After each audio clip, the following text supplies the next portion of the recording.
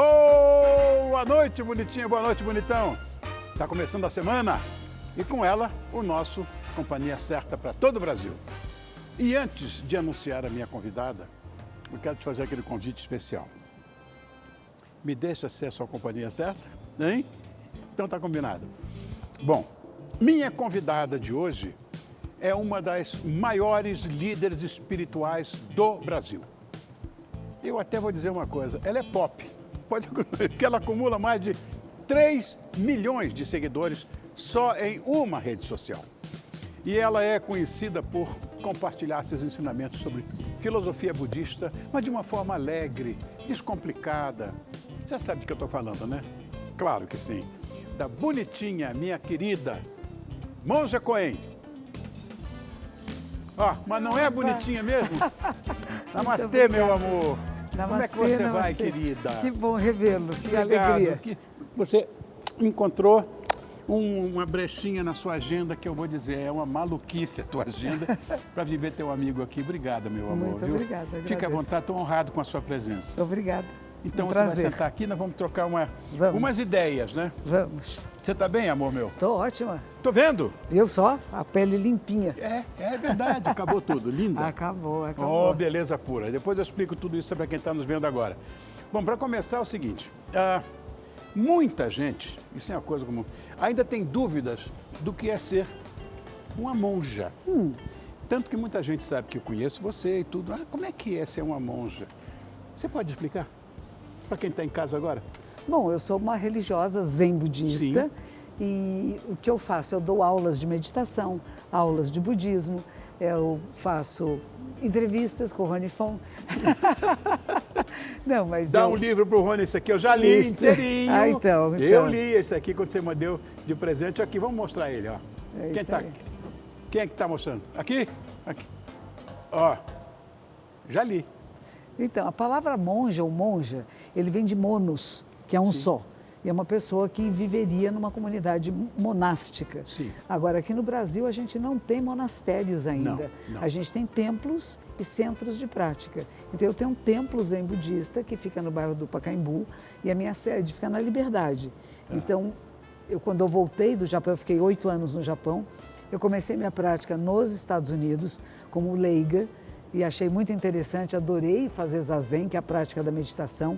E o zen budismo é uma religião que a prática principal é a meditação.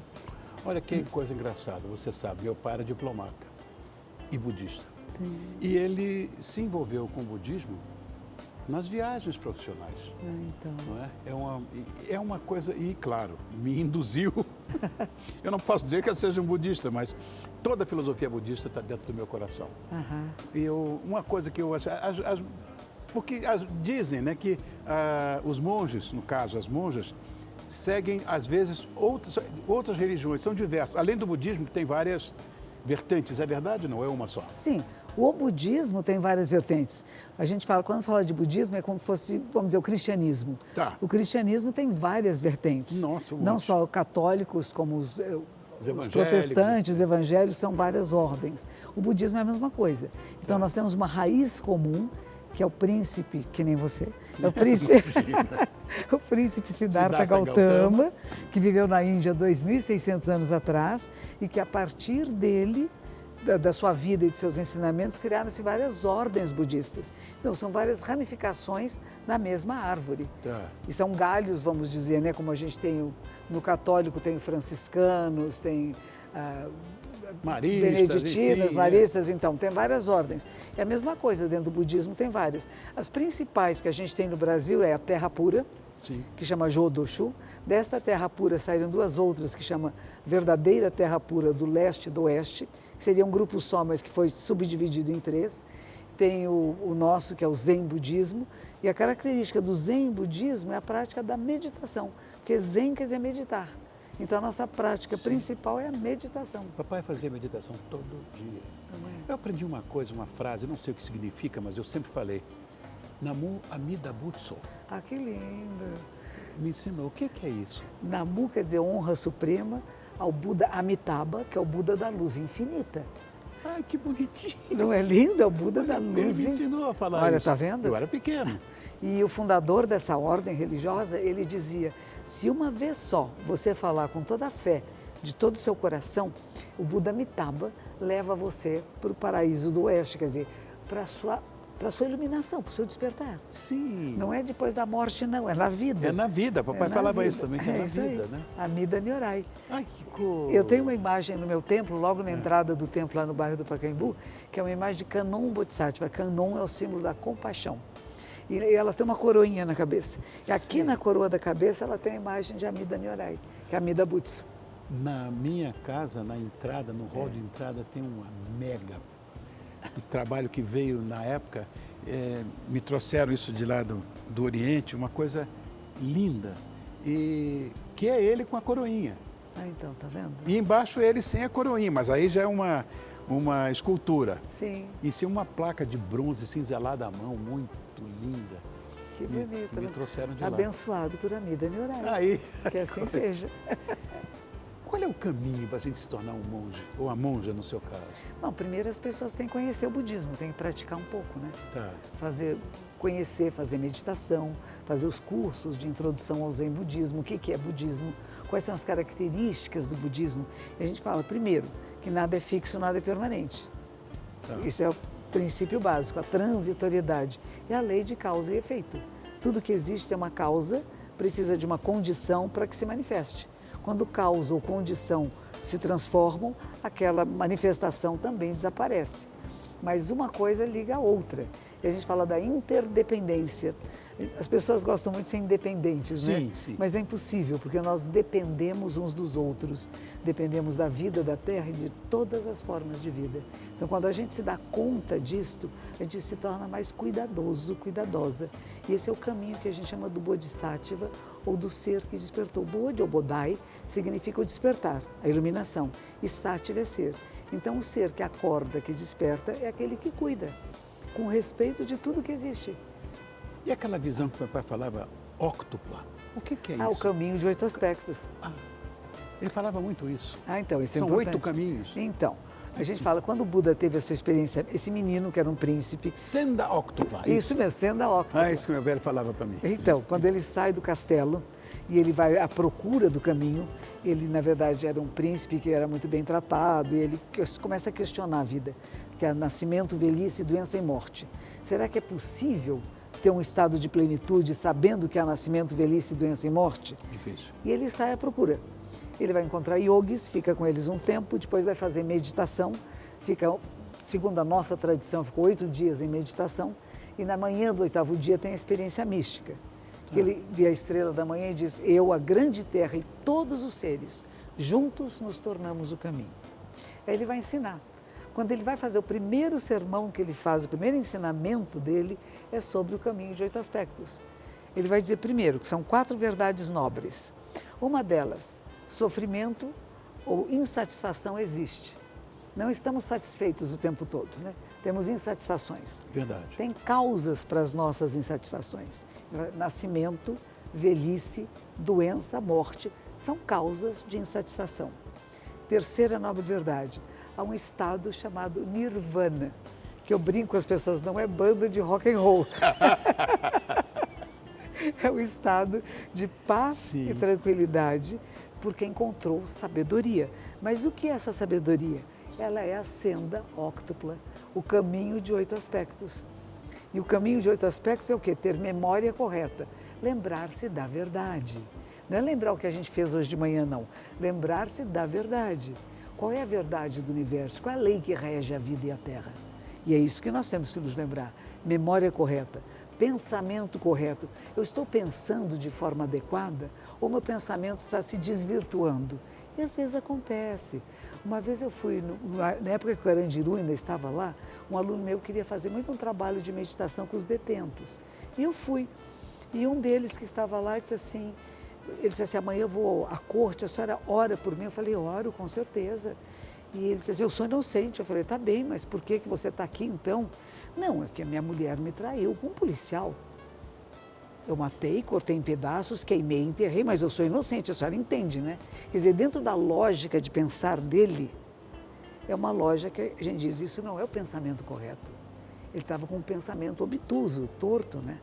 Então, quando a gente fala ter o pensar correto, a maneira que eu vejo a realidade, que eu atuo na realidade, é sempre para o bem de todos os seres.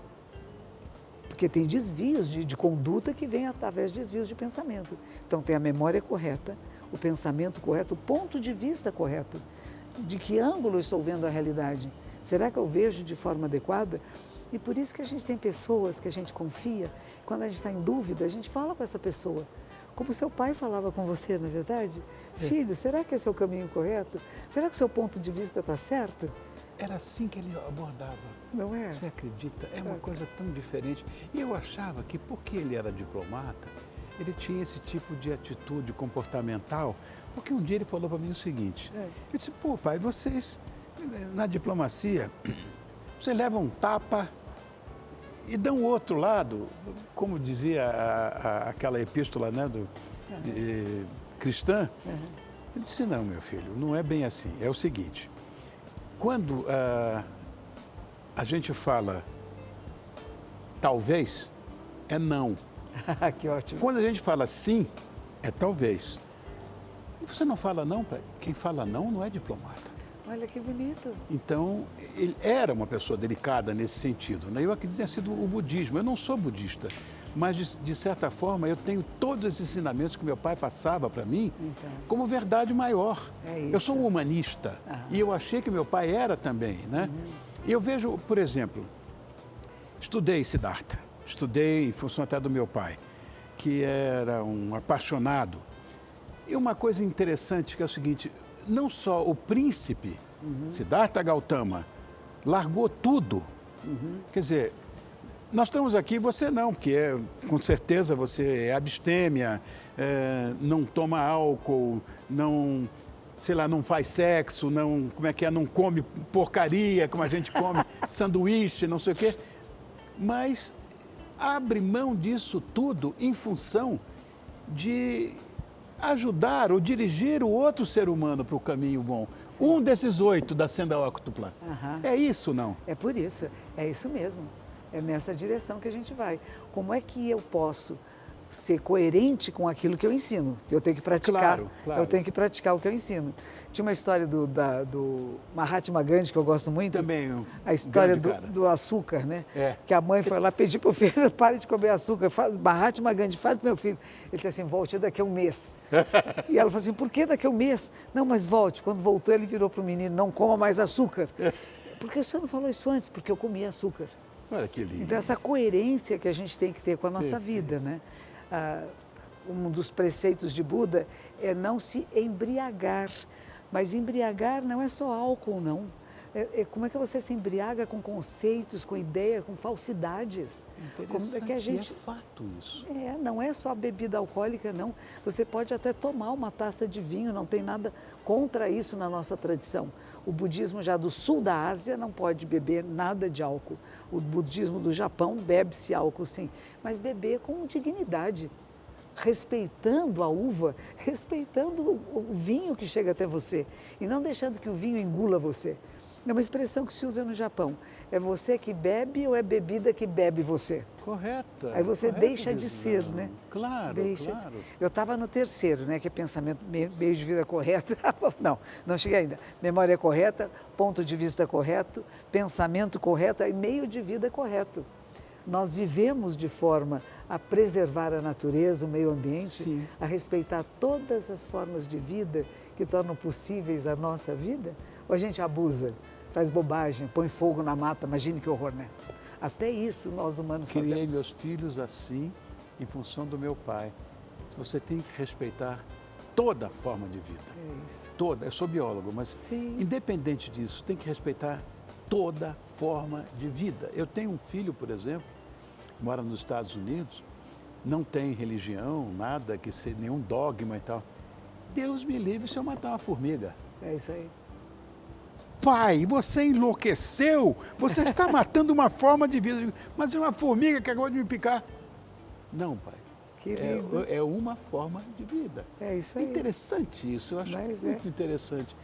Não vamos brindar aqui, não? Porque nós estamos aqui, ó. Eu vou tomar chá hoje. Hoje tomamos chá, campai. Chá, porque, eu vou dizer, um monge, segundo meu pai não bebia, Meu pai não comia carne, tinha uma alimentação diferente. Ele seguia os votos. Mas segundo minha mãe, ele fazia sexo. Que o Porque monge você não nasceu, faz. né? Que o monge não faz, você sabe disso. Então, é isso aqui, nós estamos matando a curiosidade de quem está nos assistindo agora. Eu estou tão feliz de você estar aqui. Que bom. Estou aprendendo tanto contigo. Eu também. É Sempre aprendo, vó. Olha, eu queria falar sobre a respeito dos costumes, não é? E da rotina,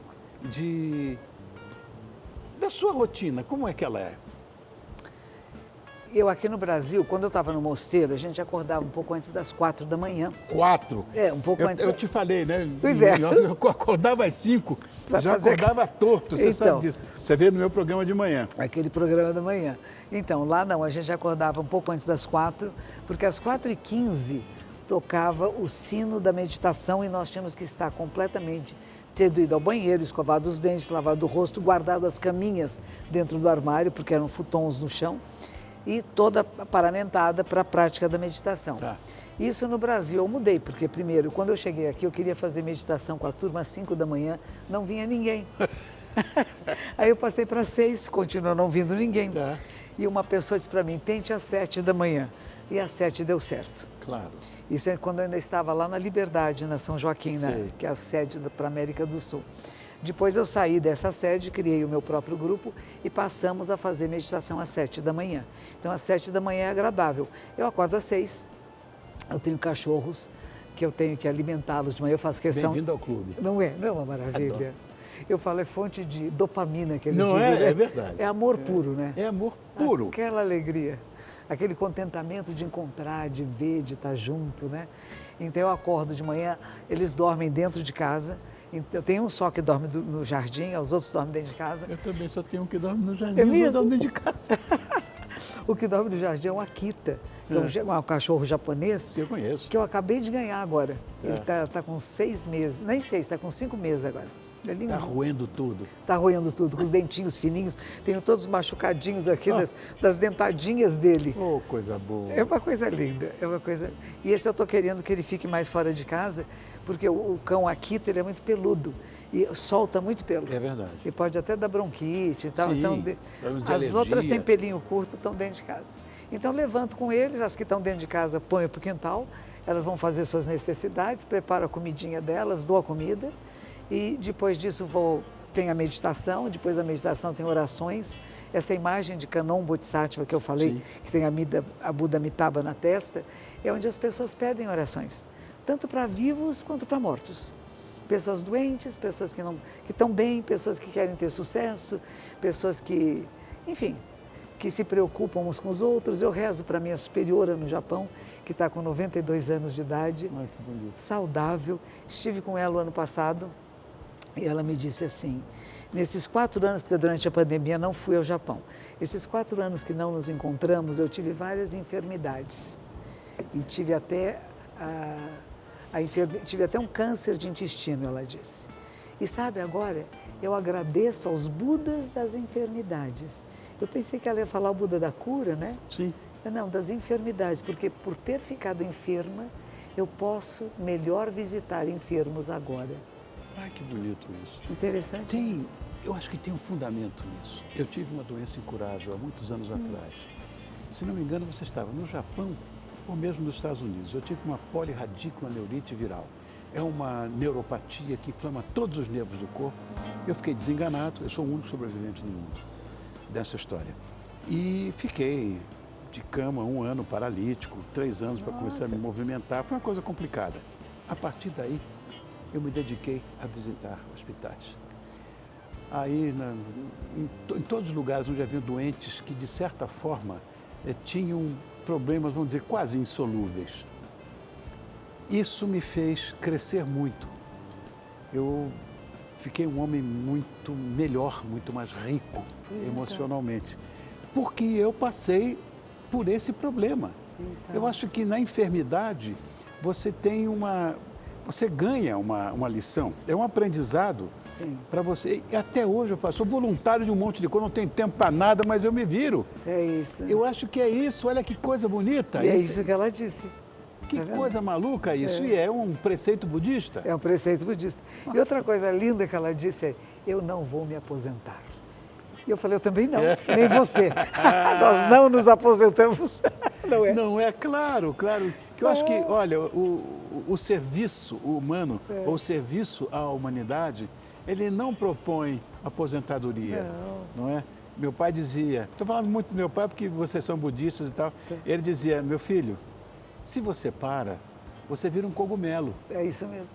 Que coisa maluca, o cogumelo, né? É isso mesmo. Não é? Eu queria fazer com você um quadro que a gente tem aqui. Se quiser, faz. Se não quiser, não faz. Que é o seguinte, chama O que levo na bolsa. Opa, o que eu levo na bolsa? Onde está a minha bolsa?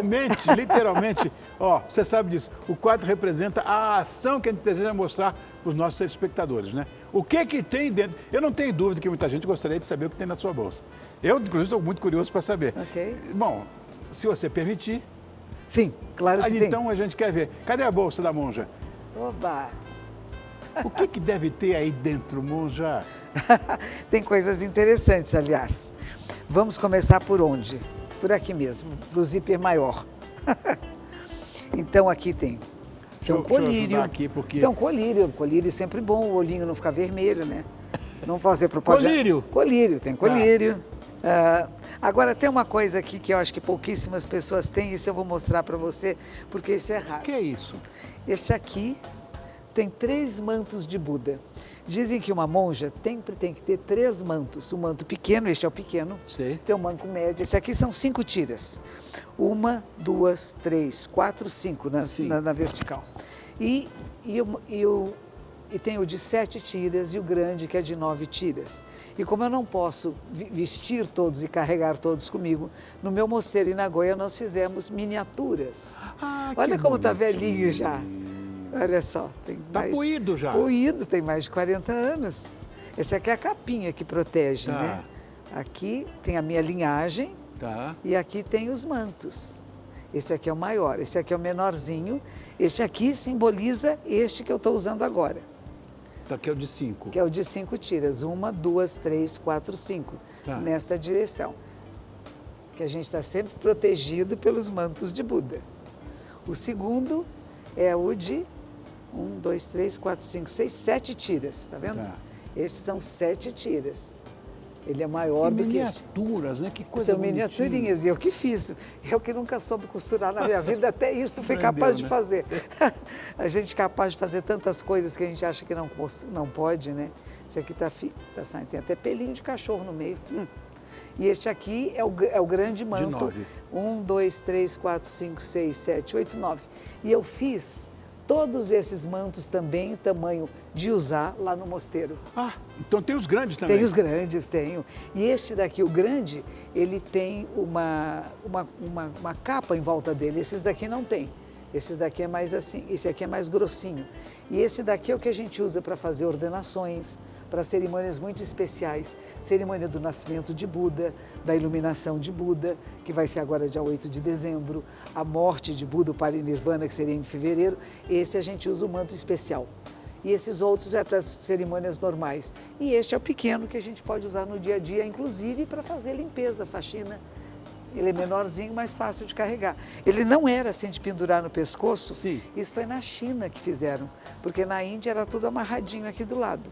Quando chega na China, que eles vão começar a cultivar a terra, então eles começaram a mudar o hábito, né? Com umas roupas mais simples e pendurar no pescoço, que era mais fácil do que ficar com o sari indiano. Eu vou dizer uma coisa, se eu tivesse um pouco mais de vergonha na cara, eu seguiria os preceitos do Senhor Buda e ia fazer pelo menos mais meditação, coisa que eu não tenho feito e eu preciso fazer. Não é isso? Faz bem para todos nós. Mas, sem dúvida nenhuma. Mas pode ser 5 minutos de manhã cedo.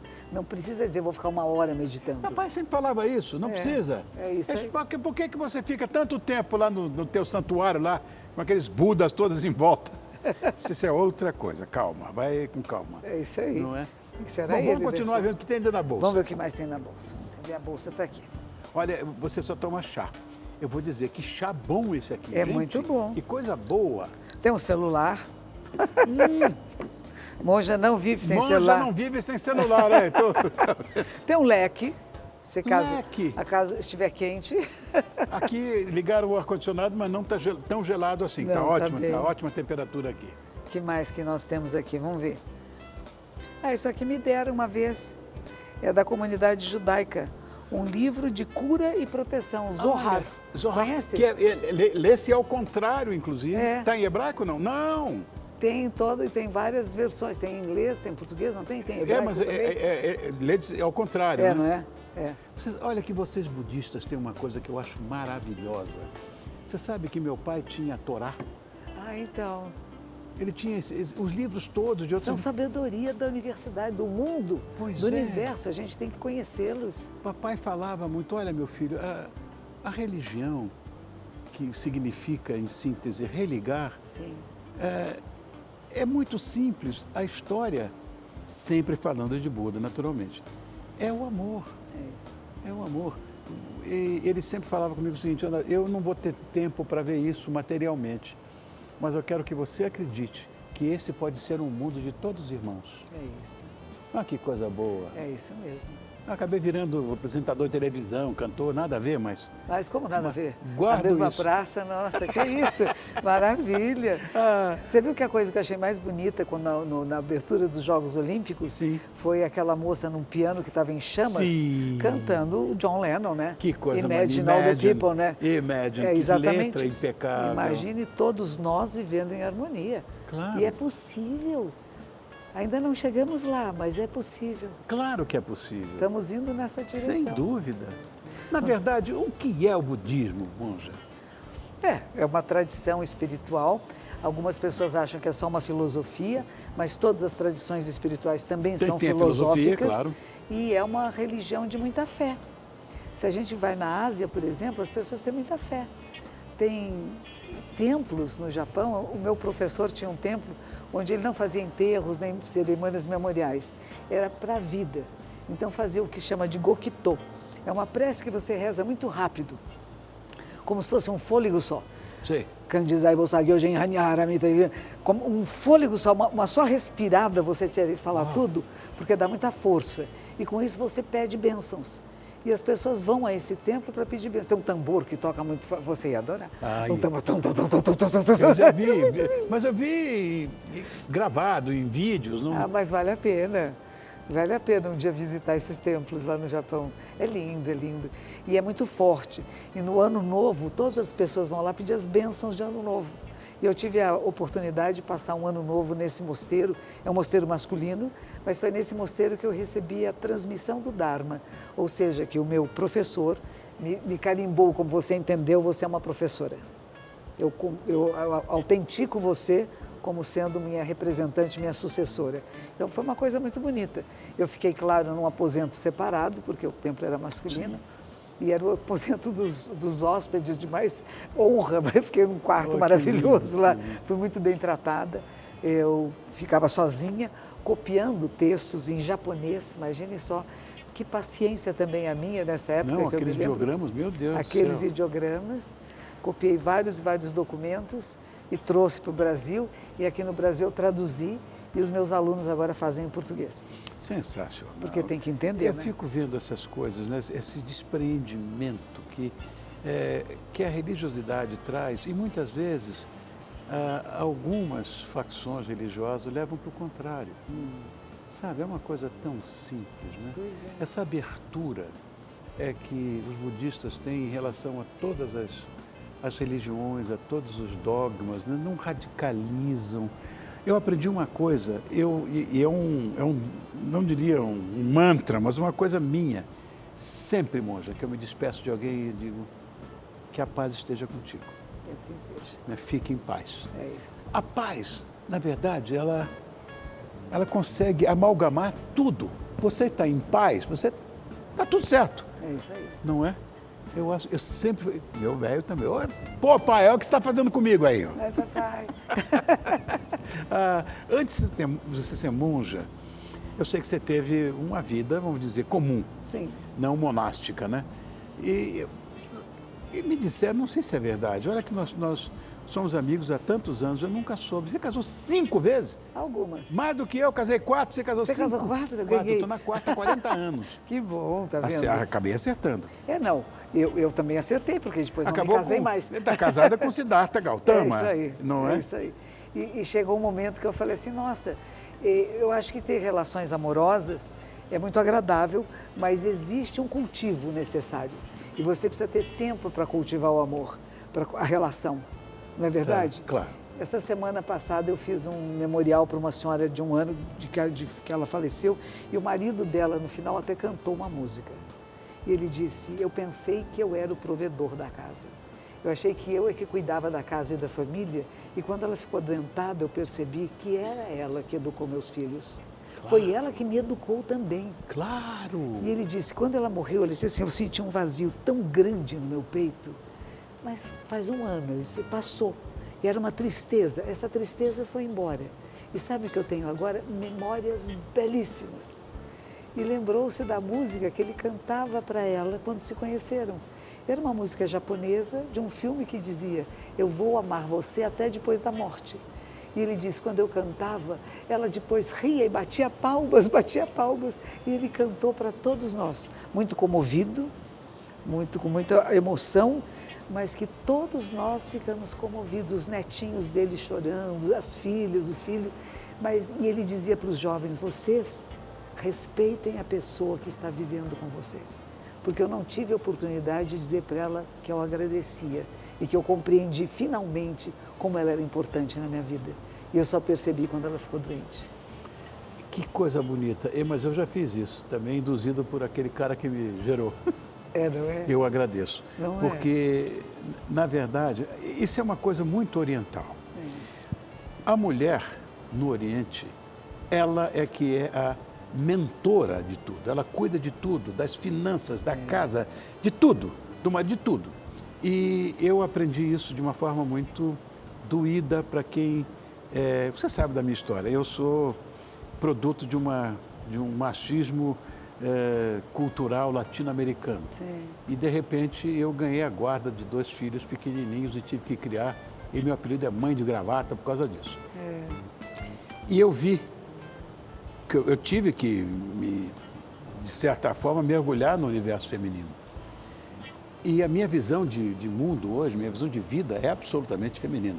Sou homem, sou hétero, tudo, mas a minha visão de mundo é feminina porque ela é que comanda. No meu caso, por exemplo, de repente eu virei dona de casa, mas não é só dona de casa. É o que toda mulher depois constitui família. Ela vamos dizer, enfermeira, motorista, professora, médica, tudo. Não tem remuneração financeira nenhuma. E ainda tem que administrar quando o marido chega bonitão em casa e pega e... Não. Tem que estar disponível, bonita, bem vestida. Bem vestida, bonitinha e tal. Sabe essas coisas? Não tem sentido, de certa forma, você dizer que é o sexo fraco. Imagina. Absolutamente. É verdade. Né? Então, eu quero só corroborar aquilo que você está falando, né? Porque os japoneses são assim. A mulher é que toma conta. Uma coisa, quantos anos você tinha quando você se casou pela primeira vez? 14. Eu casei com 19 e achei que era muito... Mas era bastante cedinho para nós dois, né? 14, eu estou com 80 anos. 77. Bela geração a nossa, uma bela safra, não? Então. Bons vinhos. Isso aí. Ai. O seu nome é Cláudia. Sim. E uma coisa engraçada, é Cláudia Dias Batista de Souza. O Dias Batista, eu lancei uma banda aqui, dei o nome e tudo, chamado Os Mutantes. E eu soube que você é parente do Serginho e do Arnaldo. São meus primos. Olha. O pai deles é primo e irmão da minha mãe. Nossos avós eram irmãos. Olha, que legal, né? Aquelas famílias antigamente que tinham 20 filhos, 17 filhos. O avô dele teve 13 filhos, né? Olha. O meu avô com a minha avó tiveram só 6. E a minha mãe, só 6. Sobreviveram 3. Porque morriam, tinha morte infantil, muita coisa, né? Mas desse meu tio-avô, os 17 vingaram, os 13 vingaram. Olha. Meu avô era de uma família de 17 irmãos, ele era o mais novo. E foi uma vida muito interessante, né? Ele contava as brigas, o pai sentava-se na cabeceira da mesa com um chicotinho de cabo de prata, que ninguém falasse durante a refeição, porque falar era briga. Imaginou? Uau! Então, diz que por baixo da mesa, que eram butinados, usavam botinas, né? Tum, tum, no outro assim. E com a carinha que nada está acontecendo para o pai não brigar. E esse pai morreu, ele acabou sendo morto. E aí a mãe ficou na cabeceira da mesa com o chicotinho de prata na mão. Era interessante, né? Você assistiu alguma apresentação dos Mutantes, não? Ah, sim. Quando eles estavam cantando com o Gilberto Gil. Tá, eu apresentei o Gil para eles. Então, naquele espetáculo que tinha no... Festival? Festival. Naquele festival, a mãe deles e o pai que ligaram para nós, para minha mãe, e disseram, veja, os meninos estão na televisão. E foi a primeira vez que eu os assisti na televisão tocando. Porque o que acontece? O Sérgio, desde pequenininho, quando vinham... Minha mãe era muito amiga deles. Quando eles vinham até a nossa casa, Clarice tocava piano. Sim. E nós tínhamos um Tanto piano que ela em casa. fez um arranjo para que eu cantasse com eles. Ela fez um arranjo para mim, de Eleanor Rigby, a música dos Beatles. Olha só. Ah, mas levamos no meu programa, no primeiro programa, quando eu lancei os Mutantes. Olha só. Eleanor Rigby. E ela copiou o arranjo exatamente que o George Martin tinha feito. Que é um arranjo erudito, mas tocado com guitarra. Não. Ela era uma grande eu não posso ser musicista, saudosista, mas foi tão bom. Foi linda, né? Uma família maravilhosa. E o César, marido dela, era um poeta. Era. E ele tinha textos lindos. Isso, ele telefonava para minha mãe para ler as poesias. Minha mãe também era poeta, fazia poesias. Sim. E era declamadora, né? Então eles se entendiam muito. De vez em quando ele telefonava, ouça meu último poema, e falava. Eu só ouvia minha mãe dizendo, sim, sim, que bonito. Que bonitinho. Agora, de onde vem Monja Coen? Porque Roshi, né? Roshi quer dizer velha mestra, Uro quer dizer idoso, anciã. Coen, Roshi. Ko é de Kodoko no Ko em japonês, quer dizer só, órfão, que seria de monos, né? Ko. E En é de círculo. Tá. Existe um poema chinês antigo que dizia mente lua, só e completa. O círculo tem o sentido da completude, que nada falta. A reta é um pedaço da circunferência, né? Então, meu nome vem desse poema, mente lua só e completa. A luz faz com que todas as formas sejam vistas. Mas quando luz e forma desaparecem, o que há? Esse é o poema, que é uma reflexão. E o Coen significa isso também, não? Significa isso. É um só círculo. Que lindo nada está faltando, não tem nada extra nem nada sobrando. Lindo. E o nome do meu professor era Ko-un, é o mesmo Ko de sozinho e de nuvem, nuvem solitária, uma única nuvem no céu. Bonito, né? Mas lindo isso, né? Agora, uma coisa, eu não sei se eu posso te perguntar isso, mas claro, somos amigos. Como é que era a vida da Cláudia antes? Quando era jovenzinha, minha irmã brincava muito comigo, disse que eu era muito exibida. A minha mãe me ensinou declamação muito cedo. E eu decorei várias poesias antes de saber ler. Então, quando chegava visita em casa, eu ficava toda feliz da vida. Porque você declamava? Declamava. A mamãe dizia, vem a Claudinha, declama. E eu declamava tudo. E a minha irmã, que exibida. Então, eu acho que esse amor da minha mãe e essa força que ela me deu autoestima, né? Quer dizer, eu sou uma pessoa que não tenho nada a esconder, não fugia. Minha irmã era tímida, ela fugia das visitas. E eu abria a porta, cumprimentava. Então, na infância teve isso. Minha irmã é muito importante para mim, ela é médica e ela tinha esse pensamento muito ligado à medicina, né? E que ela fazia poesias lindas quando era adolescente. E depois se tornou reumatologista, professora de reumato na Santa Casa, agora está aposentada. Mas ela é uma pessoa muito importante para mim, porque ela me dizia, Papai Noel não existe. Ela disse assim, o papai que traz os presentes, ele põe embaixo da escada, você quer ver? E ela me fez ver ele chegando escondidinho, uma hora para outros presentinhos embaixo da escada. Então ela abriu meus olhos para a realidade. Outra coisa importantíssima que ela disse para mim, ela estava estudando para a faculdade de medicina, ela disse assim, está vendo essa folha de papel? Neste pedacinho de papel tem a folha inteira. Isso foi uma abertura de consciência para mim. Eu devia ter 12 anos de idade nessa época, ou 13. Ela era mais velha do que eu um pouquinho, né? Eu falei, que coisa maravilhosa você perceber que num pedacinho do papel tem o papel todo. É o que a gente fala, em cada um de nós está o universo inteiro. Sem dúvida E a gente alguma. esquece disso, né? E somos universos completamente opostos, mas somos todos universos. Isso. Há quem diga hoje, eu gosto muito de astronomia, não astrologia, astronomia. E hoje já é um conceito de que o universo é infinito. É isso aí. Esse é um conceito, mas não sei se pode ser verdade ou não. Mas eu fico imaginando se existem, por exemplo, eles estão falando que na Via Láctea existem hoje 400 bilhões de estrelas. Só que eles imaginam que existam 400 bilhões de galáxias. Aham. Gente, nós somos todos diferentes, mas o que nos une é o universo. É que estamos no Sabe, mesmo... é a mesma raiz. É a mesma raiz. Falando em raiz, falando tanto da sua mãe, você foi mãe com que idade? Com 17 anos. Meu Deus, um bebê. Um mês depois. Pois então, minha mãe no casamento chorava, tiraram um bebê do meu colo, né? E eu achava que eu era tão... Eu sou uma mulher, eu quero ser chamada de senhora, imagina.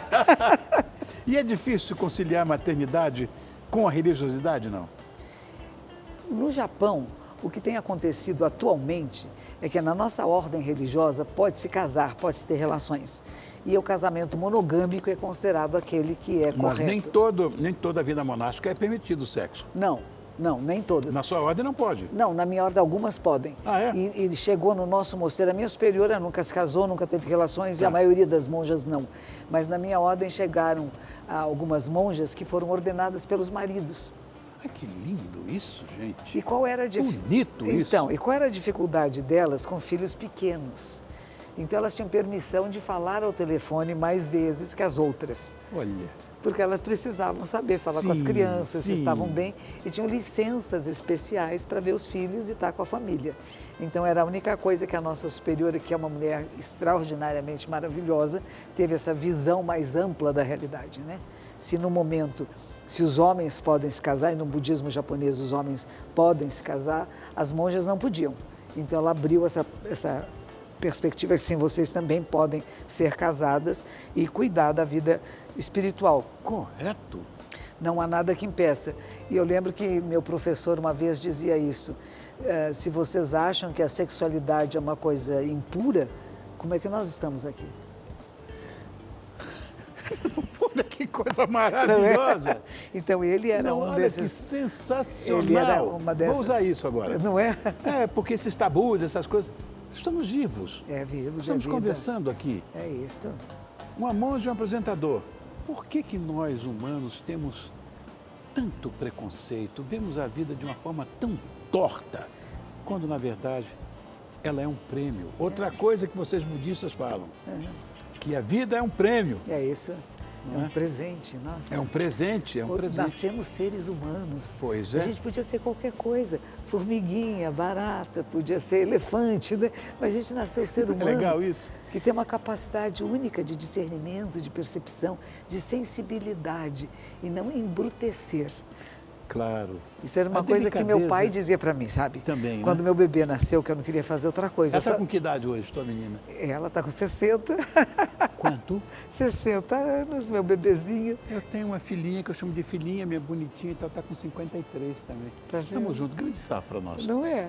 É a nossa safra. A E nossa geração. ela entendeu tudo isso, a sua religiosidade? Como é que ela... No começo não. Não, né? No começo ela tinha um rancor com o budismo afastou minha mãe, mas não foi o budismo que afastou a mãe, né?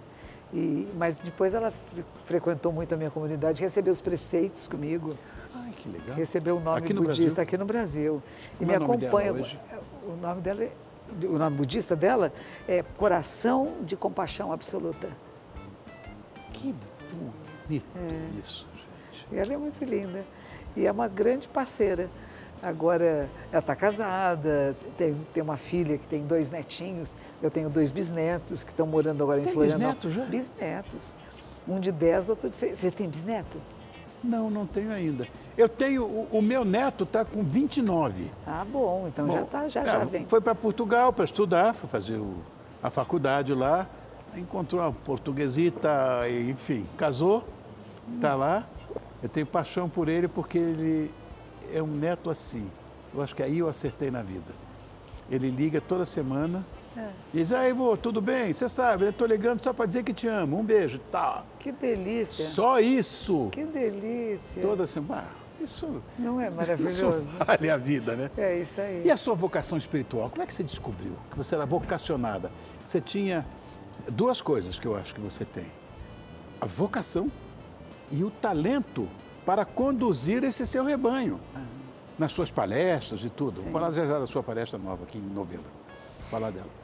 Então, primeiro eu estudei em colégio público, que a mamãe achava que era a melhor educação que Sem tinha. dúvida nenhuma, eu estudei em colégio público que era, na nossa geração era assim. Instituto de Educação Caetano de Campos, na Praça da República. Maravilha! Era maravilhoso. E aí a mamãe disse assim, estão com modos muito de meninos, muito moleca. Precisa de um pouco de educação religiosa. Então me pôs em colégios católicos. E nisto eu achei que a coisa mais maravilhosa era a clausura. Eu vi as freiras entrando para a clausura, achava aquilo uma maravilha. Com 13 anos, a gente tinha missa de manhã e eu ficava olhando para a imagem de Nossa Senhora e eu falei, ela mexeu. E a minha irmã bem médica, né, bem científica, disse assim, mexe para qualquer um que olhar fixo. Não. E ela me chamava de Santinha do Pau Oco. Mas e aí eu tive um sonho, que eu estava com as irmãs, as freiras do colégio, tomando chá com Jesus. Estávamos todos conversando, rindo e tomando chazinho, comendo docinhos e coisas assim.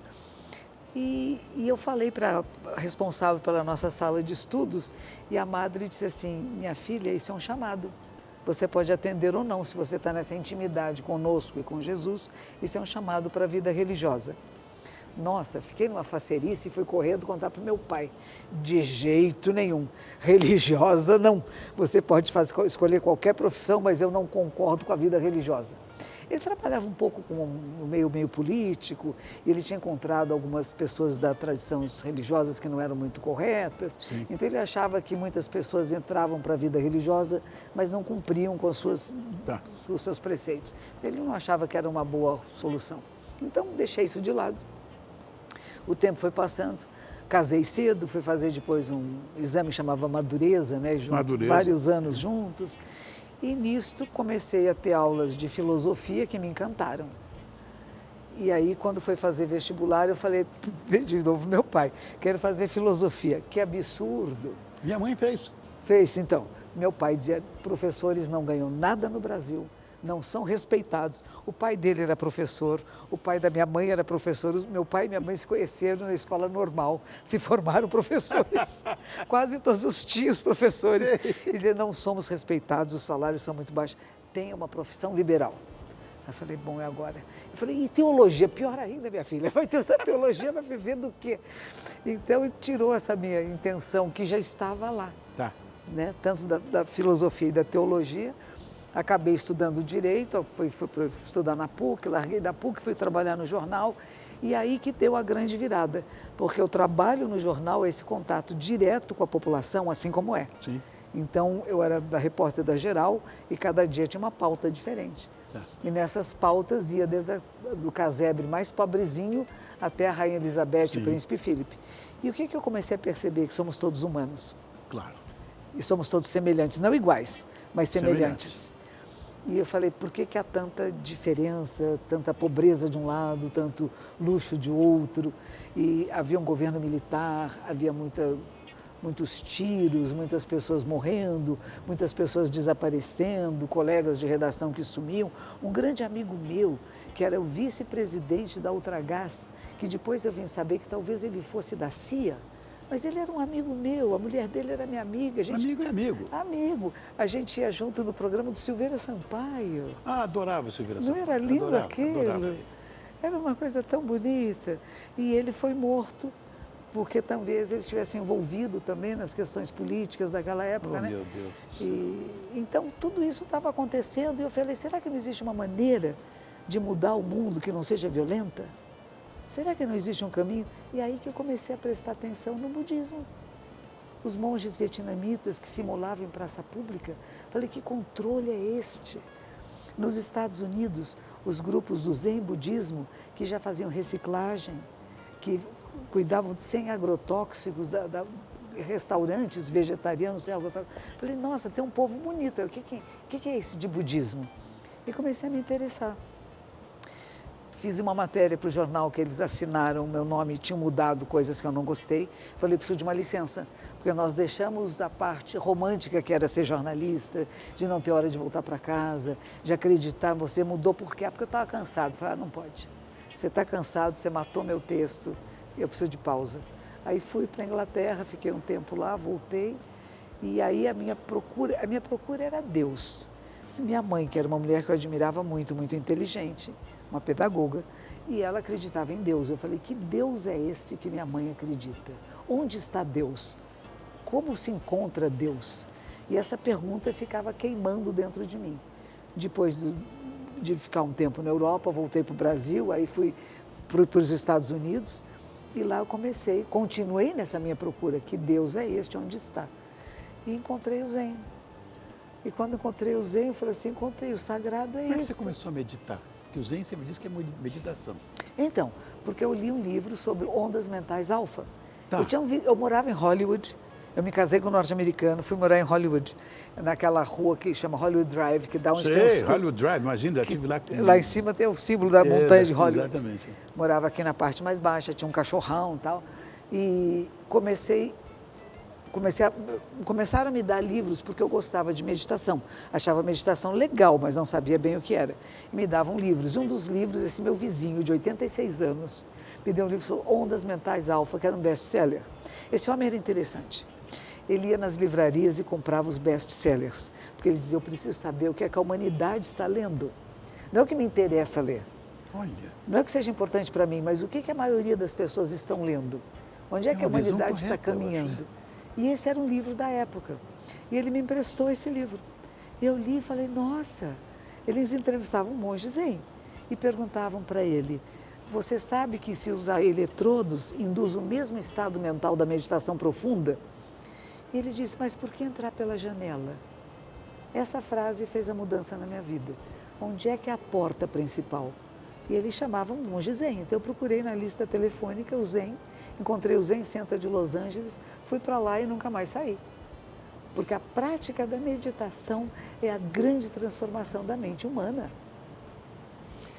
Eu acredito nisso porque tive essa experiência vivencial na minha casa, na casa dos meus pais. A moça que divide a casa e a cama comigo também. Então, só eu que sou um pouco relaxado. Não, minha agenda, não tenho tempo, não tenho... Eu acho que tem tempo, sim, para tudo na vida. São 5 minutos. A pessoa fala assim, tem que meditar meia hora, divide em 5 minutos. 5 minutos de manhã, acorda, sabe, acorda, levanta, faz sua toalete de manhã, senta-se numa cadeira, não precisa ter uma almofada no chão com a perna cruzada, não. O importante é a coluna erecta. Respira conscientemente, deixa os olhos, não precisa fechar não, os olhos pousados à sua frente, ouve todos os sons, percebe todas as formas, sente todos os odores, todos os sentidos em alerta. Não é fugir da realidade, é estar absolutamente presente. Eu chamo de presença pura, estar inteiro onde está, sentindo tudo, percebendo tudo. É como quem tem máquinas fotográficas, você fala, é uma grande angular. Né? A grande angular, tudo está em foco. Não é um foco fechado, é um foco aberto. E nada atrapalha o processo meditativo. Tem barulho? O barulho é barulho, eu reconheço. Tem odor, odor é odor, eu reconheço. Então, só esse reconhecimento e reconhecimento é processo mental. A mente pula, ela vai lá para o passado, depois para o futuro, de repente tem uma emoção que surge. E como o Dalai Lama fala, a mente é incessante e luminosa. E você perceber esse movimento, toda essa coisa mágica que é o nosso processo mental, é lindo isso, Sim. É incansável. Mas a gente observa um pouquinho. Às vezes tem períodos que eu não medito muito, que fico muito ocupada, tem muitas viagens, muitas coisas, mas mesmo assim, quando eu consigo ficar, nem que seja 5 minutos, a gente volta para o eixo de equilíbrio. E a meditação é encontrar esse eixo de equilíbrio, que é o eixo axial do nosso corpo, que tem a ver com os ossos. São 80 e poucos ossos, né, do tórax, do pescoço e da cabeça. Eles ficam em eixo. E esse eixo é o eixo da nossa vida. Por isso que nós somos criaturas erectas, né? A gente não anda de quatro, porque a gente tem esse eixo axial. E o eixo emocional, espiritual é a mesma coisa. Você tem que voltar para ele. E a vida nos tira, nos puxa, nos empurra. E aí você volta. Você encontrando uma vez, depois é fácil voltar. Por que seu pai ficava tanto tempo ali sentado? Você pode imaginar o que é a vida de um diplomata? As dificuldades de criar harmonia na desarmonia. Por que há tantas guerras? Porque há menos bons diplomatas. Talvez seja, ele sempre falou isso para mim. Não Uma é? coisa que eu acho, a estupidez humana é que criou fronteiras, ideologias, isso eu aprendi com ele. Mesmo religiões múltiplas, tudo isso é tão simples. As pessoas complicam, o ser humano complica, mas desde que nós ficamos erectos. Eu acho que é desde aí. Briga um com o outro, liga, isso aqui é meu, isso aqui é seu, não pode. É o que Freud vai chamar de ego, né? Eu isto, eu aquilo, né? Então, eu falo, vai para a primeira pessoa do plural que a coisa muda. Sem vai dúvida, nós. Olha que coisa, vocês budistas são... Meu pai nunca falou eu. É mesmo? Ele falava nós. Que bonitinho. Juro, pelo que você quiser. Nós, eu digo, como nós, pai? Você. Nós. Olha que coisa, gente. Nunca estou sozinho, né? Não tem um eu separado individual. Não, nós. Nós, a centelha divina que está nele, nós. É isso aí. É engraçado, nós somos humanos, né? Fizemos tantas bobagens na vida, continuamos fazendo, o ser humano o ego, como você falou, às vezes se supera, enfim, ou supera tudo. A gente sempre faz um monte de coisa que a gente se arrepende na vida. Vou perguntar para uma monja se ela já se arrependeu de alguma coisa que fez na vida. De várias. Bem-vindo ao clube. Não é? A gente fala de 15 em 15 dias, Buda recomendava que a gente fizesse o verso do arrependimento. É muito bonito, diz assim, todo karma prejudicial, karma, ação que deixa efeito, prejudicial que não foi benéfica, alguma vez cometido por mim, desde tempos imemoriáveis, devido à minha ganância, raiva e ignorância sem limites, nascido do meu corpo, do meu gesto, da minha boca, da minha palavra e da minha mente, agora de tudo eu me arrependo. 15 em 15 dias, ele recomendava que todos os seus monásticos e monásticas se reunissem e fizessem, lua cheia e lua nova, cerimônia de arrependimento, porque somos fracos, fazemos votos e nem sempre conseguimos cumprir todos os nossos votos, mas não desistimos nem de nós, nem dos votos. Não consegui, mas hei de conseguir. Então, arrependimento é percepção, onde é que eu falhei e como é que eu corrijo o meu erro. Não é que eu vou errar de novo, eu vou corrigir esse erro, eu posso ter outro erro, mas não o mesmo. Então, é um trabalho constante, o vigiai, né? Orai e vigiai dos beneditinos, mas olhar para si mesmo, observar e corrigir erro. Arrependimento é isso, né? Ai, que horror! Não, falhei aqui. Não fui capaz. Eu era muito ciumenta quando era novinha. Mesmo? Coitadinho dos meus companheiros, namorados, não podia olhar para o lado. Imagina, não podia olhar para o lado. Se eu ia jantar com alguém, olhasse para o lado, era briga na hora. Porque olhou para outra pessoa, imagine. E isso, até recentemente, a minha filha, já estava quando... Ela disse, mas mamãe, a pessoa pode olhar para onde ela quiser, olhe junto. Era muito interessante isso, né? Então, são coisas que, até relacionamentos que poderiam ter tido uma continuidade, que foram rompidos por causa desse excesso de que só pode olhar para mim, não pode... É o ego de novo. É o ego. O bom Zygmunt falava isso. Pois é. Ganância, raiva e ignorância. 3 venenos que pega o ser humano. Que coisa impressionante, né? Bom, eu queria falar da importância da meditação. Sim. Que é uma coisa que sempre, de certa forma, me despertou uma coisa ligada mais a algo transcendental, mágico. Eu vejo isso, né? Eu vejo a minha mulher fazendo meditação e tudo, me convidando, mas não há imposição, porque normalmente quem faz a meditação não impõe. Não. Quer que você acorde para aquilo. É isso. O que faz a meditação? Quais são os benefícios da meditação? Um deles é o autoconhecimento. Tá. Você fica se conhecendo melhor e conhecendo melhor a mente humana e as emoções humanas. e as sensações, as percepções, as conexões neurais. E como é que você lida com esse computador, que eu chamo de última geração, em vez de só somar e subtrair, a gente começa a perceber que existem inúmeras outras possibilidades. Isso é um dos aspectos. O outro é perceber que você não é você. Você não é só você. Você é a vida da Terra. Tá. E eu sempre digo isso, a Terra não é nossa casa comum, é o nosso corpo comum. Nós não vivemos sem as plantas, sem a terra, sem o ar, sem as águas. Então, a gente perceber que é o nosso corpo comum e por isso cuidamos. Então, a relação do ser humano, do indivíduo, com a totalidade muda. Na verdade, a Terra é um ser vivo, né? É viva. Olha como ela está se mexendo. Olha esse furacão, tufões que vem aí, vulcões. A gente esquece que aqui embaixo é fogo puro. A gente vive numa casquinha fininha que isso aqui não é magma, né? E em relação ao que está no centro, é verdade. E está tudo em movimento.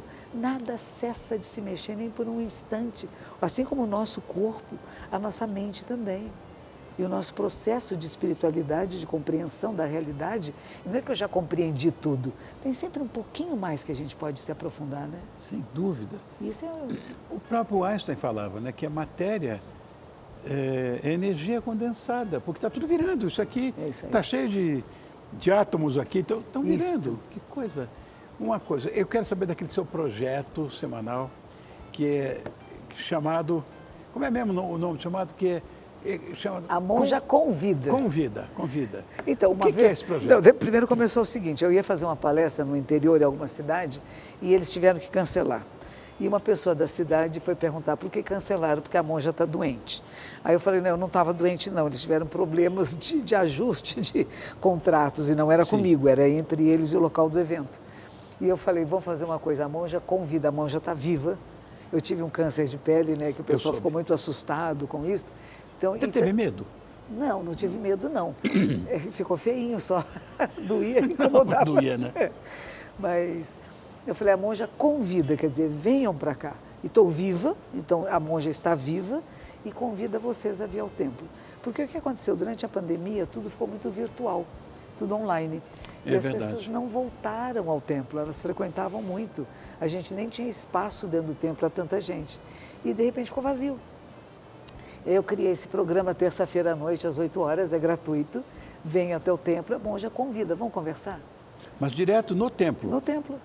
Porque, olha, eu vou dizer uma coisa. Aquela coisa, vamos fazer uma live. Meu Deus, eu fiz 1.925.846.025.012 lives, odiando fazer aquilo. Mas não tinha outro jeito. A gente aprendeu, né? Eu aprendi. Eu nunca fiz live, eu mesmo, não, mas fazia dos amigos. É isso aí. Era horrível aquilo, né? E a gente está presente um com o outro, né? Pois é. Poder olhar nos olhos de alguém. É outra coisa. É outra relação. Outra coisa. Então eu estou convidando as pessoas, voltem a vir ao templo. Eles têm medo, São Paulo é uma cidade perigosa, tem assaltos, né? Mas a gente tem um segurança na porta. A praça do estádio serve de estacionamento. Está em obras o estádio do Pacaembu. Está cheio de seguranças lá. Tá. Então é muito tranquilo agora. O que poderia ser perigoso já não é mais. Então, e as suas palestras? Que imagina, exime a palestrante, né? E você vai estar agora com 2 palestras, que eu falei que eu ia falar. Em Fortaleza, parece, né? Fortaleza, dia 31 de outubro. Tá. Uma é convite do Tribunal de Contas de Fortaleza, essa é fechada para os funcionários. É coisa de criança, as crianças pedem mais mimos, é isso? Então, porque é o Halloween. Dia 31 de outubro é o dia das bruxas do Halloween, que nos Estados Unidos eles fazem, né? Treat or trick. Ou você me dá um mimo, ou eu faço uma brincadeira com você, né? Então eu falei, vamos trabalhar um pouco nisso. Nós, crianças, todos nós, que precisamos de mimos. Porque se não nos der mimos, nós fazemos coisas levadas. E há várias maneiras de fazer coisas que são os tricks, né? As brincadeiras que não são muito agradáveis, né? Pessoas que ficam birrentas. Não ficam, tem pessoas que ficam birrentas. Que nem criança que se deita no chão e diz não vou, né? Então a gente sabe que alguns de nós também fazemos isso. É verdade. Então como é que a gente vai dar esses mimos para essas crianças que estão pedindo mimos? Que não se tornem espíritos famintos, que é um dos aspectos da roda da vida, que o espírito faminto é aquele que está sempre faltando. Eu quero isso Porque a minha mãe chamava saco sem fundo, né? Por mais que dê, está faltando, Não está adianta, falta faltando, está sempre faltando, eu alguma coisa. quero, eu preciso, eu não tenho. E não percebe tudo que tem. Olha que coisa, hein? E tem aquele mente em paz, tem uma coisa assim que tu vai fazer também lá? Ah, sim, no dia 21 agora de novembro, vai ser aqui em São Paulo, no Shopping Bourbon. No teatro, teatro Bradesco, do Shopping Bourbon. Bradesco. Olha, esse Pompeia. teatro, eu acho que é o teatro mais bonito de São Paulo. É lindo, é lindo. Eu gosto muito de lá. O teatro mais bonito de São Paulo. É muito lindo.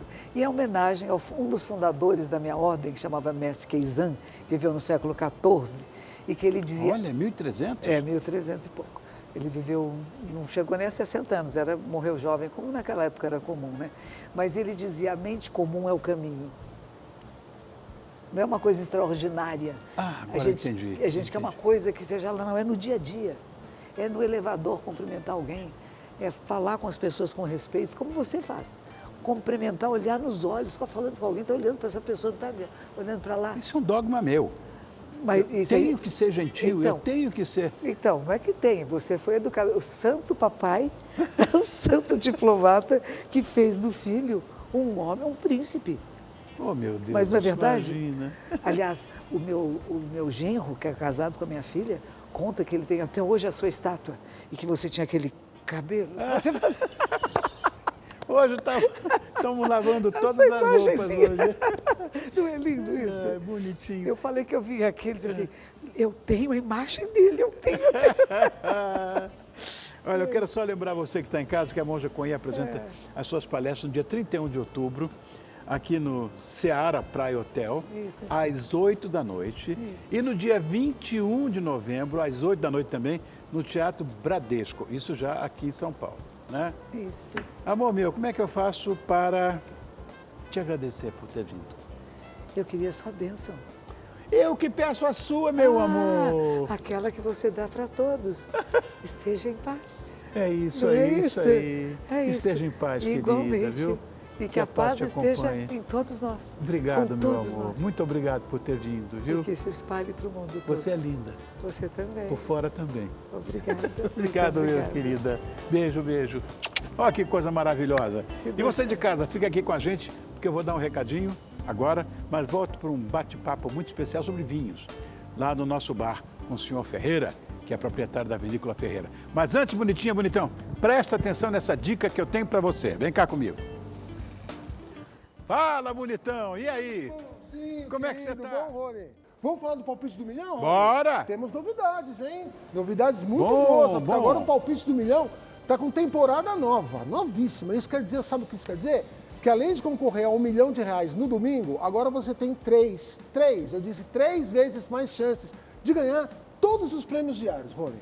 Todos os prêmios diários. Vamos começar pelos vales compra da Polishop de R$4 mil da linha em chefe, que sai todos os dias na nossa programação. Tem moto elétrica Shinerai no sábado, lá no Mega Sonho com Marcela de Carvalho, celular Samsung, smartphone toda terça-feira no TV Fama e até camiseta da NFL de futebol americano.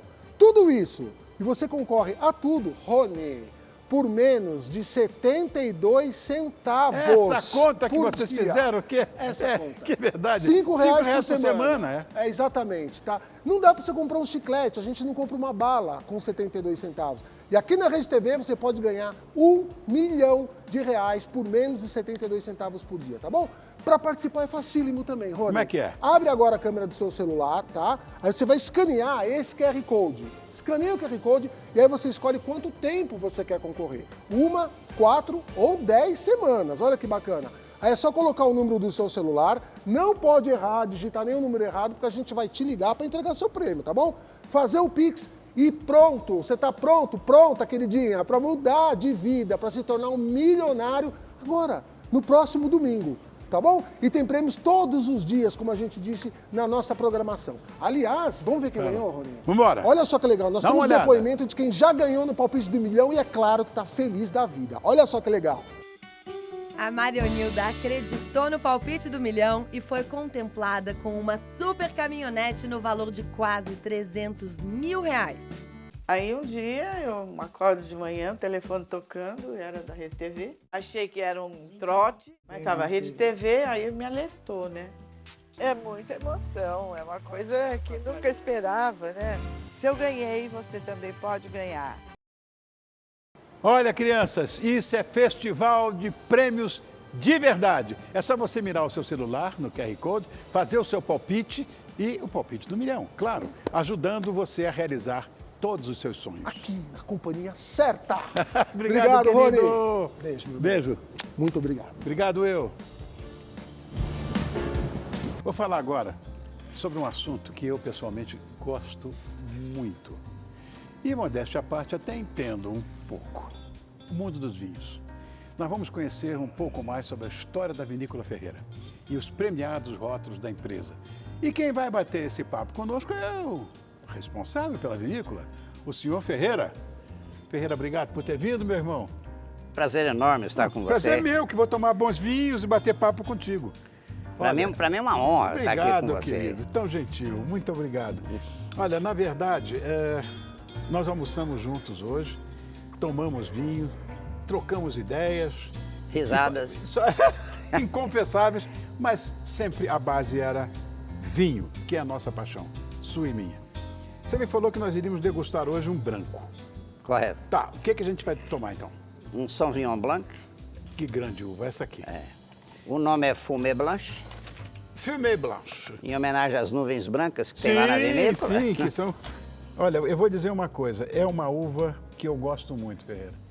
Ela é aromática, é uma uva perfumada. Olha aqui, olha a cor. A cor da Sauvignon Blanc é clarinha, olha que coisa linda. E é um vinho, Rony, que foi responsável pela continuidade da vinícola. Por quê? Como assim? Porque ele foi o primeiro vinho a ganhar uma premiação no Decanter, em Londres. Ganhou medalha de prata em 2019. Decanter. E aquilo me Os deu ingleses não entenderam nada. Nada, nem eu. E isso me deu um ânimo enorme para Sei. continuar. Porque Ah, eu vi que que eu coisa estava boa. fazendo alguma coisa certa. Olha, não tô nem colado aqui. Já tem o aroma. É impressionante essa uva. A uva exala. Exala, olha. E olha aqui. Nossa, que... rapaz! Eu vou casar com essa Sauvignon Blanc. Ai, que olha! Não é uma coisa fantástica? Não, é impecável. Eu vou dizer, no nariz, melhor Sauvignon Blanc que eu já senti. Maravilhoso na boca também. Olha que coisa. Bom, além do Sauvignon Blanc, que vinhos você produz? No almoço você me falou, mas eu não vou falar agora porque eu quero que você diga. Nós começamos com o Merlot no início. Grande uva. Grande uva, corte espetacular. bordelês. Sou muito fã do Merlot. Também. E fomos evoluindo com experiências. Tá, Fomos plantando, principalmente as francesas. tá. Plantamos, além da Sauvignon Blanc, Petit Verdot, Cabernet Franc, Cabernet Sauvignon, Syrah. Olha, Syrah provou ser uma grande uva na região. Eu plantei algumas caças portuguesas que eu... olha lá. Olha o que está acontecendo lá, no monitor. Olha aí, ó. Tá vendo? Que espetáculo! É Olha aquilo que ali. lindo. Tá vendo? Aquilo ali. Então, eu fui ano após ano plantando uma cepa diferente. E foi dando certo, e foi dando certo, e foi dando certo. Você sabe que hoje, com o nosso terroir, principalmente, essa coisa nova que está aparecendo na Mantiqueira, Sim. você sabe que eu tenho casa em Campo do Jordão Sim, e tudo, sim. eu gosto muito da região e tudo. Os vinhos estão sendo começados a ser incensados, né? Olha que maravilha, é da Mantiqueira. O azeite, olha, e que terroir maluco é esse que você só foi descobrir agora? Ali tem duas coisas. O solo, ele é pobre. O solo da Mas Mantiqueira... uva não gosta de solo rico. Não. Mas o clima, a amplitude térmica Tá. e o fato de ser um vinhedo coberto, ele é todo coberto. Então eu tiro a chuva da planta. Uau! Faz uma tremenda diferença. Sem dúvida, porque ela não gosta de água. Não, então a raiz é seca o ano inteiro. Claro. A gente irriga por gotejamento. Que coisa. É uma estrutura cara, mas olha o resultado. Sim, o resultado é esse aqui. Porque a uva gosta de sofrer, a uva vinífera gosta de sofrer. Tem que sofrer, tem que ir embaixo. Tem que buscar água lá embaixo. 8 metros, 10 metros. Na França, as cepas Se antigas... você tem abundância de água no solo, ela não vai. Não vai. Não vai. Que coisa maravilhosa, É, né? é. Olha, eu vou dizer, essa é uma paixão que a gente só divide com quem é apaixonado. Que Você não, falou de- não tem outra palavra, Não Rony. tem, né? Não tem, é paixão. Ferreira, quais foram as premiações que você recebeu, além dessa da Decanter? Eu tenho Paris Wine Cup. Gente, Paris Wine Cup, Sim. isso é muito importante, você sabe Tem- disso? Tenho diversas, prata e bronze Paris Wine Cup. Uau! Esse vinho aqui, ele tem prata em Londres, Paris e São Francisco. Meu Deus, olha ali o teu catálogo no ar. É, lá tem as premiações Esse São Bernardo, nós conversamos sobre ele hoje no almoço. no almoço. Porque você tem aqui um corte, para você entender bonitinho aí, bonitão. Corte é quando você tem um blend de várias uvas. Quer dizer, a partir de duas, naturalmente, que uma só é varietal. Quando você bota duas para cima, aí já é corte. Tem 6? 6 uvas, feito em 2 estágios diferentes. Sei. Primeiro é feito um corte bordalês, que é Cabernet Sauvignon, Merlot e Cabernet Franc, que vai no barril de carvalho durante 18 meses. Certo. Depois a enóloga, que é a Isabela Peregrino. Com a colheita do ano da Petit Verdot, da Syrah e da Marseillan, A Marseillan também, isso é uma uva Marseillan. que pouca gente planta aqui. ela faz um blend do barricado Tá? com o frutado jovem. Aí tem uma outra coisa muito interessante, que a gente deixa esse vinho no inox durante o inverno da Serra da Mantiqueira. Por que isso é importante? Porque o vinho não é filtrado, as impurezas saem no frio. Todas as impurezas colam na parede do tanque e sai aquele vinho límpido. É um espetáculo. E não tem que filtrar. Não, tem que filtrar. Então você não submete ao vinho aquela agitação da bomba. Sim, isso é complicado. É. Agora, uma coisa, estou tomando aqui um Sauvignon Blanc absolutamente diferente de todos os Sauvignon Blanc que eu tomei na minha vida. Que bom. Estou falando sério. Não, que bom. E Fico uma muito coisa contente. que, sabe, muita fruta, muita frutinha branca. Abacaxi. Abacaxi, maracujá, né? E o que você tem no nariz, você tem na boca. Isso é muito raro. É raro, é. Porque no nariz é uma coisa, na boca é outra. Aqui não. Parabéns, Ferreira. Estou encantado com as coisas. Até porque sou brasileiro e umas pessoas, pode dizer, eu acho que minha paixão por vinho é tão grande, mas mesmo assim eu não teria a coragem que você teve. É preciso bastante coragem. Você tem que amar perdidamente. É uma audácia. Essa é a audácia. É a audácia. Essa atividade. Porque, olha, quando você ouvir, bonitinha, você, bonitão, que um vinho é caro, esquece, é barato em relação ao que você precisa fazer para oferecer a você. É muito, muito difícil, é muito trabalhoso. Olha, é uma das coisas mais, é arte pura. Só que é uma arte que você vai provar, não é? Com 5 sentidos. Vai olhar, você vai sentir pelo olfato, você vai botar na boca, tudo, no tato. Só falta um, que é esse aqui, ó. O Ó, brinde final. é o tintim. E você falou uma coisa que é muito verdade. Fala, porque no mundo, quem faz vinhos, você nunca sabe o que vai acontecer. Às vezes você espera uma baita safra, sai uma droga. É verdade. Às vezes você não tem expectativa nenhuma, sai um baita vinho. Por quê? O vinho bom é uva boa. Claro, claro. Você não consegue fazer um vinho bom com uva ruim. E nem o contrário. Não, claro que Não não. tem como. E a uva boa depende, não é sorte, mas depende do conjunto de eventos. Esse ano, por exemplo, com essa seca brutal, tá um espetáculo pro vinho. Claro. Se não tiver uma inundação de chuva, Não vai nós vamos ter uma baita safra. Olha que coisa boa. Mas a gente não sabe o que vem. Mas é isso mesmo que você está ouvindo, porque é uma vida de tanto sacrifício, de tanta expectativa, de sorte. Você acredita? Tem que ter. Nós estávamos conversando hoje no almoço, eu estava falando com o Ferreira o seguinte, existem uvas, eu estava falando de uma uva que você planta, que é a uva Master da Borgonha, que é a Pinot Noir. Sim. É uma uva feminina, ela tem tudo, ela tem... Ela tem TPM. TPM. Esse ano eu vou, aquele ano eu não vou mais. Aquele ano eu não vou também. É. Eu tenho um conhaque que eu fiz de Pinot Noir. Sim. Olha. Conhaque de Pinot Noir puro. Trouxe inclusive uma garrafa para você, tá Oh, no seu obrigado, pacote. obrigado, Espetáculo o conhaque. Por que eu fiz o conhaque? Porque depois de pronto, não deu certo. 3 mil litros de Pinot Noir, depois de pronto, Ah, não fala isso. a Enol condenou o vinho, falou, não vai. Eu tenho um alambique. Ah, destilou. Alambique de Norte de Minas, um espetáculo. Você vai lá, vai conhecer. Destilou. Destilei e fiz um baita conhaque. Opa, daqui a pouco fazer uma grapa. Tenho. Como assim eu adoro grapa? Claro que tenho. De- Não jogo bagaço De fora. Pinot também? De todos. Olha, grapa é uma coisa que eu Todos adoro. os vinhos eu faço grapa deles. Adoro grapa. Adoro, Então, adoro. E Mas eu você- envelheço no barril também. O quê? Envelheço a grapa no barril. Fica lourinha. Fica, ela muda de cor e muda o aroma e o sabor. Ô, Muito coisa bom. boa. Como é que você se meteu nesse negócio, Ferreira? Eu tenho um amigo em Campos que ele é um engenheiro agrônomo muito bom. Ele é dono do restaurante Entre Vilas, o Rodrigo Veraldi. Conheço. Conhece? Conheço. E o Rodrigo me ajudava no meu jardim em 2010, lá na minha casa em Campos. Tá. E o Rodrigo é um baita chefe, não sei se você sabe. Sei, claro. Cozinheiro de mão cheia.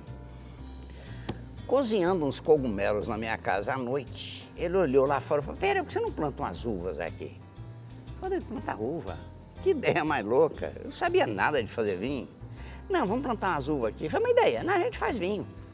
Como? Aí perguntei para ele, o que é que a gente planta? Ele falou, vamos plantar mais fácil. Vamos plantar Merlot. 225 pés de Merlot. Segundo ano, colhemos e fizemos vinho. Da forma segundo mais ano? artesanal que você possa imaginar. Com pisa. Pisa, tu carregando no balde, não tinha nada. E deu vinho. Aí a mosca azul me mordeu. 14 anos depois, eu tenho 100 hectares de área. Ô, coisa boa. 42 mil videiras cobertas de plástico, são 42 quilômetros de plásticos. E uma infraestrutura espetacular, tem equipe treinada, tem tudo. Mas assim, ó, Olha, eu vou dizer uma coisa, só quem ama essa atividade. não tem Porque outro nome. Nada dá mais trabalho. Não, Meu Deus. é muito trabalhoso, muita incerteza. E só nós que adoramos essa loucura que é a enologia. Eu não sei se você sabe, mas o governo de São Paulo lançou recentemente aqui o Rota dos Vinhos Paulistas. Sim, a Rota dos Vinhos. Eu tive no Palácio dos Bandeirantes com o governador, Tá. figura simpaticíssima. Ah, o Tarcísio é um É amor, espetacular. um amor de E ele pessoa. lançou o programa e, ao mesmo tempo, nós, das 10 vinícolas mais estruturadas do estado de São Paulo, nós fundamos o Wines of São Paulo, Tá. que tem a Guaspari, tem a minha, tem o Biagi. O Biagi é aquele mega empresário de Sei. Ribeirão Preto. Sei. Tem o Carbonari e diversos outros. Agora tem Espírito Santo do Pinhal, Tem, tá lá também. onde fica Gaspari, né? Uma. E qual é a ideia desse grupo? Ele é mais um grupo de ideias. Tá. Hoje a gente não tem uma estrutura formal, mas é um grupo de ideias para criar iniciativas que valorizem principalmente o vinho paulista. Olha, sensacional isso. Porque hoje, por exemplo, nós temos hoje isso é uma declaração internacional. Hoje, o grande espumante, fora a região de Reims ou Epernay, que é Brasileiro. champanhe, é o Brasil. É o brasileiro. Preste atenção você, bonitinha, e você, bonitão. Se você for a algum lugar que te oferecerem um espumante que não for champanhe, peça um brasileiro, porque é o melhor do mundo. O espumante brasileiro é considerado o melhor do mundo. Me desculpem os franceses, me desculpem os espanhóis, me desculpem os italianos, mas é o nosso. Você sabe de volta para Pinot Noir? Sim. Ela é uma uva que chegar a 19% de açúcar, ela chega fácil na mantiqueira. Sim. O difícil é fazer ela passar daí. Tem ela segredo? apodrece. Ai, Eu tenho 2 plantios de Pinot Noir, uma Tá. aqui e outra aqui. tá. Pouca diferença de altitude. A daqui tem que colher com 19 e fazer o quê? Um espumante só de Pinot Noir. Uau! Está no seu pacote. Oba! Olha, o que nós estamos falando aqui, eu quero te apresentar. Esse aqui é o Marcelo Bonfá, é o meu diretor. Ele está dizendo que o papo está muito bom, mas estamos estourando tudo. Então, eu queria encerrar esse nosso papo com um brinde, olha, Sauvignon Blanc, que é espetáculo, está de parabéns. E vou repetir mais, no nariz, nunca vi nada igual. Parabéns, Que parabéns, ótimo, parabéns. que ótimo. Muito obrigado. Obrigado, querido, por esse papo, pela sua vasta experiência, né? Pelo meu estudo desde 24 anos de idade, eu tenho 80 e acabo não aprendendo nada. É. Cada vez que você sabe, você acha que sabe, vai aprender Tem mais mais pra ainda. aprender. É isso aí. É isso aí. Obrigado, querido. Obrigado, um beijo para você. Eu que agradeço. E aí, você de casa, obrigado por ser minha companhia certa. Semana que vem, nós estamos de volta. Até lá. Beijo.